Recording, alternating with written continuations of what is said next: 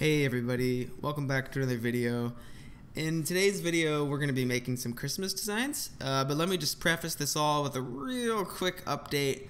You'll notice I haven't posted many videos recently. I've been just super focused on Q4. It's the middle of November now.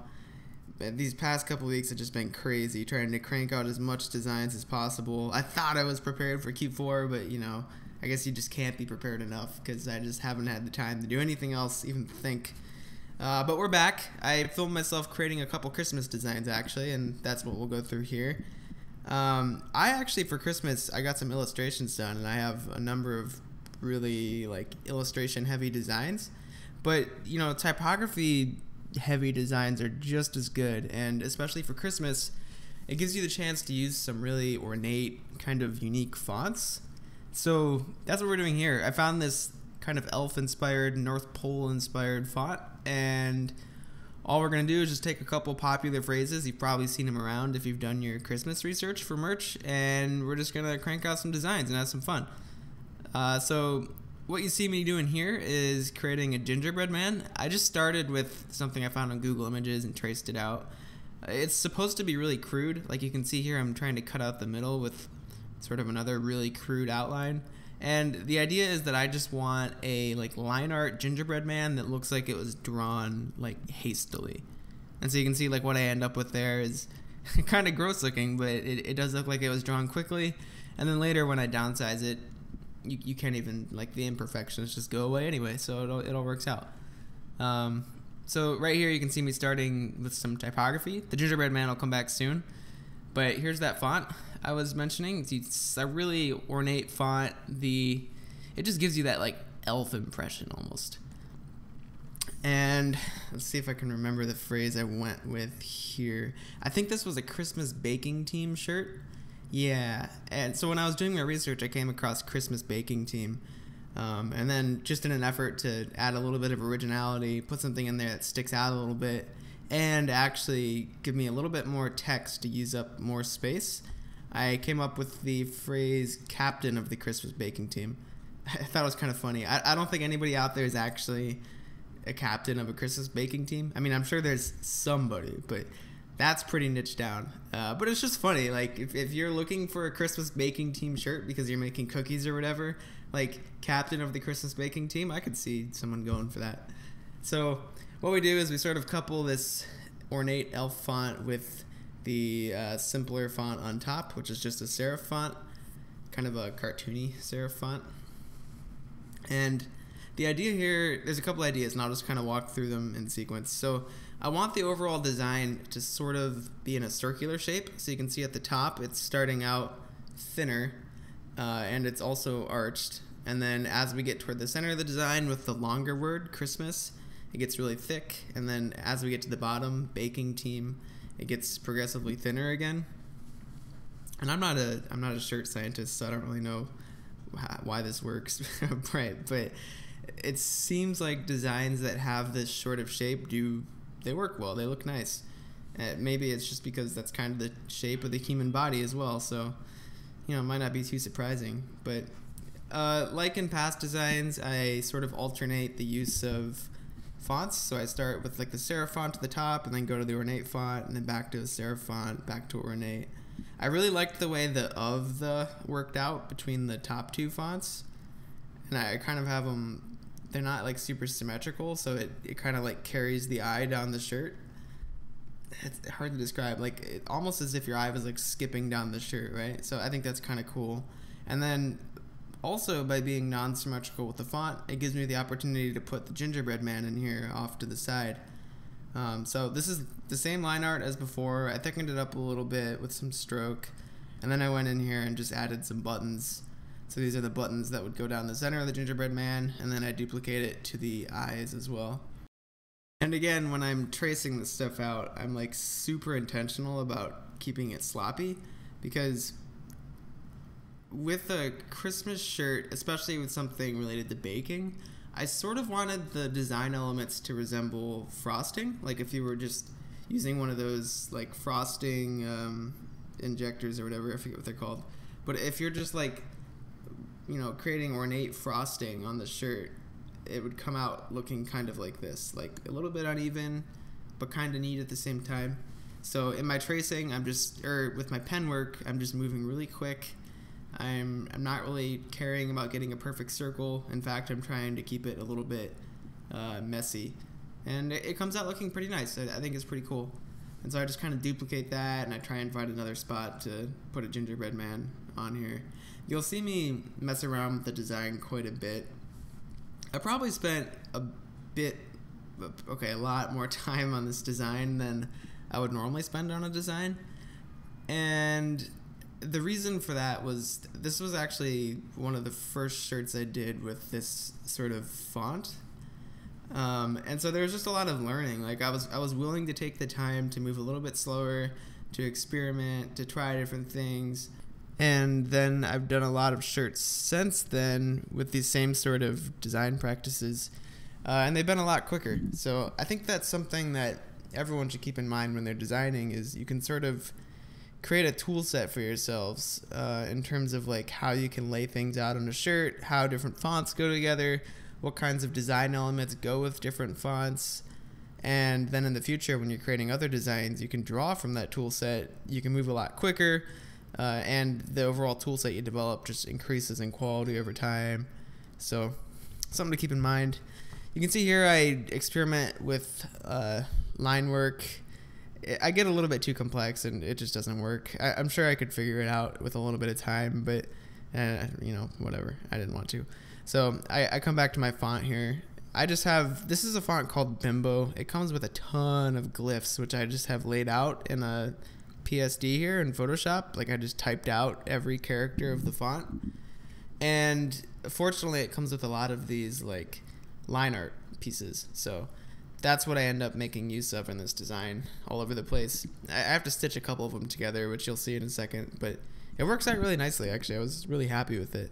And, again, like since then, since I've worked on other shirts, I've been able to use that line art over and over and over, and I've gotten pretty good at it, and it looks nice. So, playing around with the fonts a little bit more here. To be honest, I can't remember exactly what my problem was. I think it's just finding the right layout of everything so that I could insert this line art, and then the end result is that the whole shirt gets filled up. Like, it's a little bit of a puzzle trying to get in all these design elements and leave no empty space at the end. It's actually kind of the appeal to shirt design for me, right? Is like the puzzle aspect of it. But I knew I wanted 2 gingerbread men. 1 gingerbread man, on some shirts might be okay, but in this case mine are small and decorative, so I wanted 2 at least. And then from there it's just a matter of figuring out where they go so that the surrounding font, like Baking Team, could still fit in there. You can see at the bottom there's some like empty space below the king in baking and the word team. So in my mind when I'm designing this, I'm just thinking like maybe I can put a little ornate swirl there.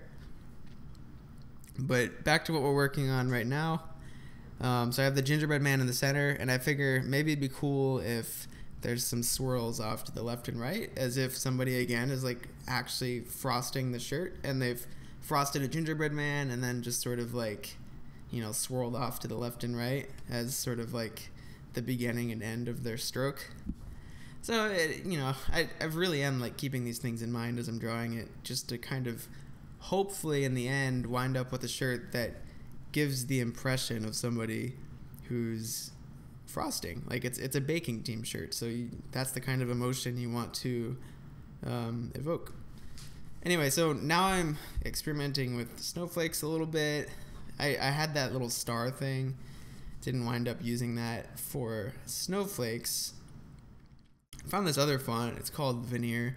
I love this font, and it has these more ornate snowflakes. So I try and grab one of these, having a little bit of a problem with the font interface here in Photoshop, but I figure it out. I bring the snowflake in, color it white, blow it up, and fill out some of that empty space. And I just kind of move those around a little bit, try and figure out what kind of placement I want on them. It's a little bit tricky. I knew I didn't want them all to be the same size. again, like especially with elements like this, I think it really helps to vary the size quite a bit. If you have too much of, you know, the same size, the design comes across looking a little bit generic for some reason. Here I'm taking one of the bigger snowflakes and just filling it in. The intention here was to get a simpler snowflake. It didn't really turn out that great, if I'm honest. I probably should have just used like a circle or something, but it is what it is. Basically, when you shrink down that ornate snowflake to a small size, it keeps its detail pretty well, but it's almost like it's just too detailed for something that small. You need your design to have levels of detail to it, where like perhaps the bigger things are more detailed and the smaller things are less detailed. Again, like I'm no shirt scientist, but I just find that it's pretty pleasing to the eye to have that sort of variation in your design. So I think I capped that last design off, and now I'm looking to do a variation. So I'm playing around with getting rid of the captain of part and just doing baking team. Here I get a little lost though. I don't really like how the design looks. Having that long Christmas word at the top doesn't really give the shape a good overall, or give the shirt a good overall shape.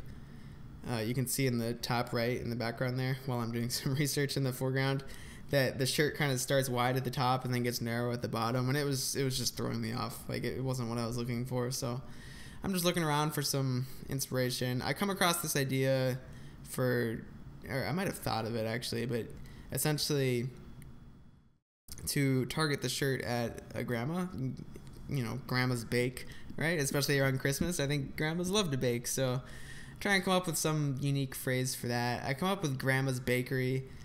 So I just write that out in this ornate font we have, and then using the empty space again, I just try and figure out how I can incorporate some swirls or kind of eat that space up. So using two of the previous swirls from the previous design, they fit in there pretty well actually. The only problem is there's just some empty space there in the middle between the N and the K. So I go off in search of another design element, something that I can sort of stick in the center there. And I think what was going through my mind at the time was like a star, or, you know, potentially even a gingerbread man.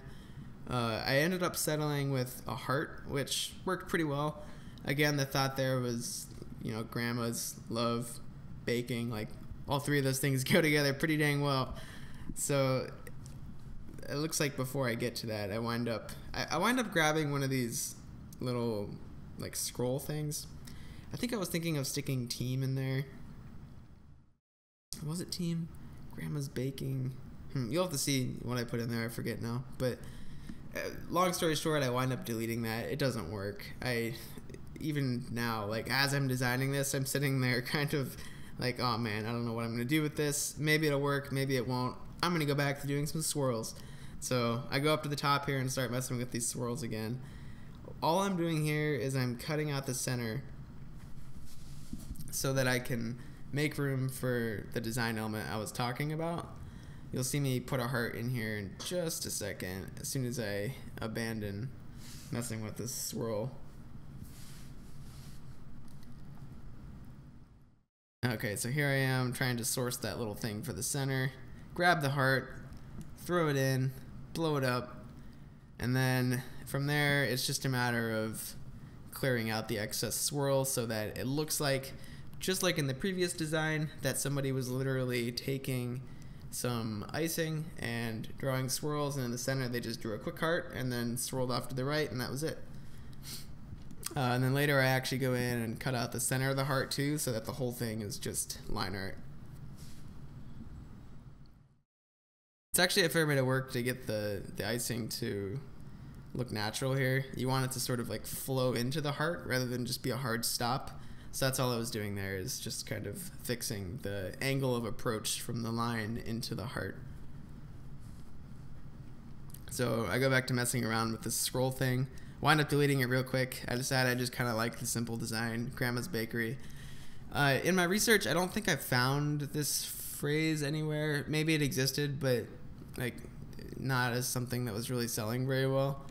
This is just a, you know, whenever I approach a set of designs and I have a set of phrases, I would say like half of them are phrases that I've found to be selling well already, and then from there I'll just sort of invent the other half of phrases as either variations on those phrases or something totally new like Grandma's Bakery that sort of carries the same theme, baking cookies, etc. So I can reuse all these design elements, the fonts, my knowledge of how to place them all on the shirt, but I'm coming up with something unique that I think plausibly could sell well. And you know, when we're talking about baking and Christmas and family, Grandma's Bakery seems to fit in. Well, we'll see how it sells. Maybe I can report back. But so I end up sticking the gingerbread man in off to the right here. I thought if it's a baking shirt, it has to have a gingerbread man. And then I just continue the frosting right into the gingerbread man on the right. So this whole thing in the center, honestly, looking back, is kind of complex. But, you know, again, I think it works fine. And at the end of the day, it's good knowledge I've gathered about how swirls can be put together, you know, what design elements go together, what design elements don't, how they work with this font, and then that just makes all future designs using these elements in this font just that much easier, that much quicker. So, as a next step, we go ahead and finalize that design and move on to the next. One thing I like to keep in mind when I'm designing is that oftentimes the stuff I like the most doesn't sell, and then the stuff I like the least does sell quite well. It's a bit of an odd phenomenon, if I'm honest, but basically if I've finished placing a bunch of fonts and elements together and the design looks to me, you know, a little bit off, like I'm not super thrilled about it, I instantly know I gotta finalize it and move on to the next design because I've just created a masterpiece. Like, that's just how it goes. Some of my best selling designs are the ones that I just, you know, don't like a whole lot. It's strange. Okay, so for this next design, we're gonna move on to the phrase official taste tester. And one thing I like about this phrase is that all of the words are pretty short, except for official, but that can be small. The point is, taste tester they're both very short words. So I wanted to make them huge. Like, whenever you get the chance to do a design with short words and you can just make it freaking huge with like big bold fonts, that sort of design is not going to appeal to everybody, but it sticks out like a sore thumb, or maybe like a gem. Sore thumb is that's not the right word. It sticks out like a gem in the search results. Like, most people just use really thin, small fonts, and so when you use something huge, it just sticks out in a really good way. But anyway, so I make them huge. We have official taste tester. I'm again playing around with the mix of the more ornate kind of elf-like font and the serif font. I think I'll wind up using the ornate font for a taste tester and then the serif font for official at the top. I think, like, the idea here is just that the ornate fonts are really good for the main words, and the serif font's good for the extra decorative words. So one thing I think about when I'm figuring this out is if you were to delete the serif font, or sorry, I keep saying serif, I mean sans serif, the smooth font. If you delete the smooth font, like official, and all that's left is the ornate font, taste tester, does your design still look good? Like, does the phrase make sense? It doesn't have to look good to the eye, but does the phrase make sense? Because that's what's going to catch the eye first, the decorative font, and you want the English of it to sound good. So anyway, if someone sees this, they would see taste tester, it makes sense, perfect. If someone sees the captain of the Christmas baking team shirt, I believe the ornate fonts were Christmas team, and baking was a pretty big font as well, but you know, either Christmas team or Christmas baking team, they kind of give you the right feeling. So again, like, hopefully that makes some sense, but that's sort of how you can think about structuring the weight of your fonts. So over here, I decided to replace the A with a gingerbread man. Again, this is something that works well with t-shirts, especially on merch. If you can take a design element and then just swap like a similar looking letter with the design element, then that seems to work pretty well. People like that stuff.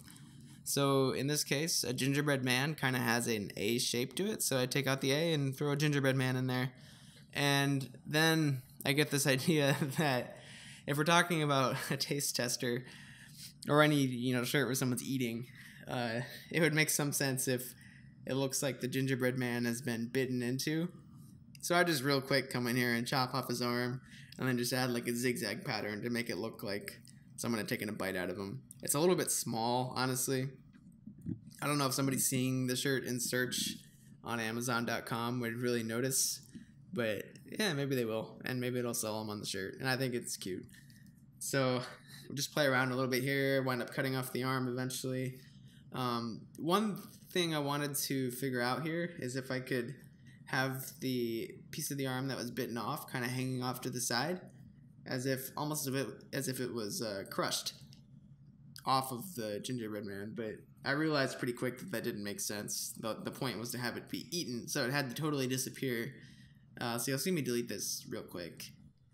And the thing I wind up going with is crumbs. So as soon as I delete this, I'll just create some really crude crumbs just to kind of sit next to the arm and give the impression that someone had taken a bite out of him.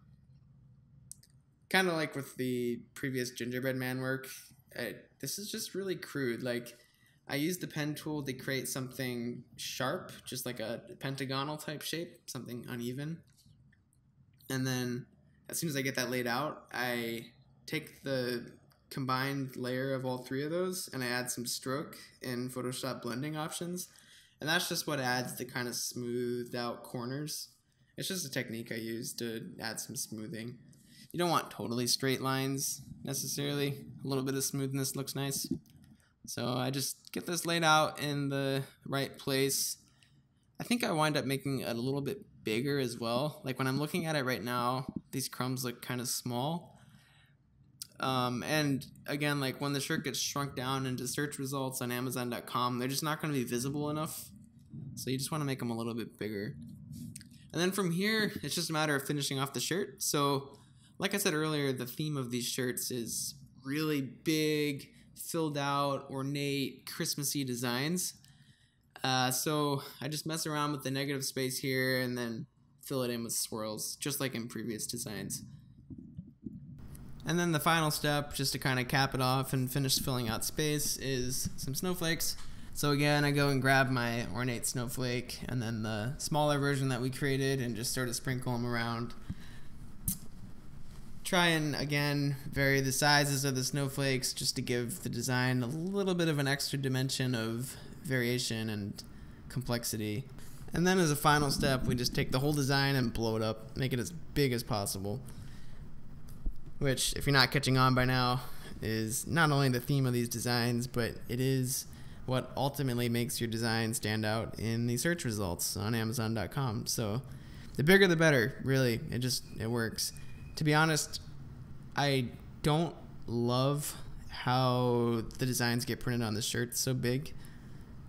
I wish the designs were a little bit smaller. They're just too big on people's chests, but ultimately the big designs are what sell, so that's what you got to go with. Here, I just noticed that the S in Taste and Tester are the same shape, the same angle, and it just looked a little bit odd to me, so I take an S all on its own and then just reposition it into that space at a slightly different angle, and it just adds some nice variation. So for this next design, we want to do the same phrase, we just want to do a different take on it. And different fonts, different layouts are going to appeal to different people. So this is just a way to take our efforts so far and appeal to a different audience. So I've taken this huge bold font, blown it up as big as I could, and cut out the A in Taste again to be filled in with a gingerbread man.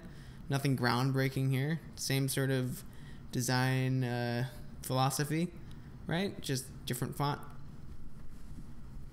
And I do this a lot. It's a nice way to kind of scale out your efforts, get a few more shirts for your buck. And I keep the crumbs as well. I thought that worked pretty well, so, why not? I experiment with adding just a few more crumbs in here.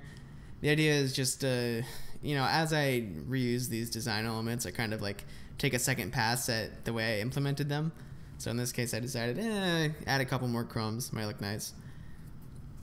And the other thing I wanted to do with this is, anytime you can incorporate color into a design, like this is hard because some people just throw tons of color into a design. It winds up looking rainbow and a little bit non-cohesive, and it doesn't work. Like there really is something to be said for just a monotone white design. But if you can incorporate color, it can help it stand out in search results, which is great. So my idea here was I should get a color that looks like gingerbread, because we're talking about gingerbread, baking, cookies, it just made sense to me. And in fact, we even have a gingerbread man in the design, so a gingerbread color would work pretty well. I struggled a bit to find this color on my own. Like when I pulled up the color palette in Google Images there, I think I searched for like gingerbread man colors or something, gingerbread colors. And I found this brown color that worked really well. You'll notice I shifted from the red background to the black background. The brownish color just wasn't looking very good to me on the red background, so I shifted to black. And we play around with the color a bit. The sort of like really accurate gingerbread color didn't have enough contrast with the black shirt. And that's dangerous, because if you have any other color shirt than black in this case, like if I were to go with a navy or one of the heather gray colors, it's just going to be even worse. Like the contrast is not going to get better. Black is the most contrast you're going to get. So I just wanted to lighten up the color a little bit and try and strike that middle ground between like a tan color, which works great on dark shirts, and true gingerbread, which didn't work that well. And I don't know, the brown I ended up with, I think, gives the right emotion. And from here, it's just a matter of playing around to find the right mix of color and font weight and stuff. I think I ended up deleting official, just going with taste tester. The reason for that was it just worked really nicely to have the top font be brown and the bottom font be white. It just looked nice. So moving on, I duplicate this design because I wanted to create a variation of it, use like a slightly different phrase but sort of the same overall structure. And I think I wind up deleting like way more than I anticipated, but it's just a nice starting point. It just is. So the idea with this shirt was to do the phrase, "Grandma never runs out of hugs or cookies," I believe. Grandma never runs out of hugs. Yeah, I'm pretty sure that was it. And this was a phrase I found on Pinterest. And I didn't find it on merch. Like I think there might have been like 4 or 5 designs on merch, but they were all the same person and none of them sold. So it was an opportunity to try a totally unique phrase that the market had somewhat vetted, because it was on Pinterest. And it wasn't on Pinterest as a shirt. It was on Pinterest as like some sort of like ornament or decoration or something that you would buy for your house. But long story short, I figured it would make a nice Christmas design, so here we are. So as you can see, this design is already dramatically different than the one I started with. It's alright, like whatever. But we put grandma at the top, and when you have really long phrases like this, like grandma never runs out of cookies or hugs or cookies, that's like 8 words, something like that. So it's a pretty long phrase, which means if you just stick a bunch of fonts on there, it's either going to be really hard to read, or some words are going to, it's just, let me put it this way. It's really hard to lay out long phrases. You need to be very good at adding a lot of variation into the fonts you're using. Otherwise, it all looks like one big blob of text, which just is not good. You want to make sure that the right words are accentuated so that when somebody looks at this shirt really quickly, either in search results or on the street or wherever, they're getting the right idea about what it is, and then they take a deeper, closer look at the shirt and they really see the whole phrase. So the words I'm accentuating are grandma, hugs, cookies, which are sort of like the nouns of the design. And then never is in there. It's like this real big kind of outlined word. That's one technique you can do when you do these long phrase shirts, and you've probably seen it, is you can put 1 or 2 words in a bubble like that, and it just helps break it up. It looks kind of nice. It gives you that accent if you're looking for it. It works pretty well. So I lay out the shirt, and from here it's just like previous designs. Like I've taken that knowledge I've gathered so far about how to lay out these fonts, this mix of like a decorative elf font and a sans serif font, and then create that negative space, which the negative space I'm referring to is like between the word never and hugs, and then fill it in with objects. So I have like gingerbread man going in, I have swirls going in again, and again I'm using the same swirls as before because I know how to use them. I know how they fill up space. It's just, that's the type of learning you get from doing the same sort of style over and over again. I struggled a lot here with figuring out how to get this or in here toward the bottom for hugs or cookies. Cookies is a bit of a long word, and hugs is a big word, like that big G, and it was just difficult. But I wind up going with something like this. You can see the overall shape of the shirt right now is sort of like a, it's like an hourglass, which is another shape that works. So it's sort of thick at the top, gets thinner in the middle, and then thicker at the bottom. And in fact, it kind of winds up becoming square once I stick everything in. For the or at the bottom, I put in these little like swirl things. It's like two little swirl thingies, one to the right of or and then one further to the left of or. I wind up not liking those, I believe. I'm pretty sure those get deleted. And I don't know, I'm not a big fan of those for some reason. I was hoping I could make it work and I just couldn't.